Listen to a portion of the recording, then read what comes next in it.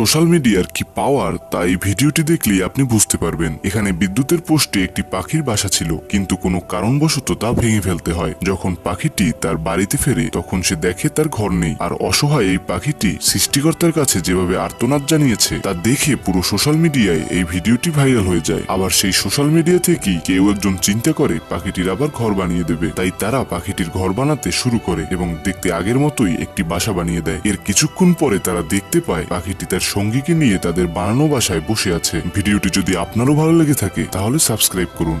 Social মিডিয়ার কি পাওয়ার তা এই ভিডিওটি দেখলেই আপনি বুঝতে পারবেন। এখানে বিদ্যুতের পোস্টে একটি পাখির বাসা ছিল, কিন্তু কোনো কারণবশত তা ভেঙে ফেলতে হয়। যখন পাখিটি তার বাড়িতে ফেরে তখন সে দেখে তার ঘর নেই, আর অসহায় এই পাখিটি সৃষ্টিকর্তার কাছে যেভাবে আর্তনাদ জানিয়েছে তা দেখে পুরো সোশ্যাল মিডিয়ায় এই ভিডিওটি ভাইরাল হয়ে যায়। আবার সেই সোশ্যাল মিডিয়া থেকেই কেউ একজন চিন্তা করে পাখিটির আবার ঘর বানিয়ে দেবে, তাই তারা পাখিটির ঘর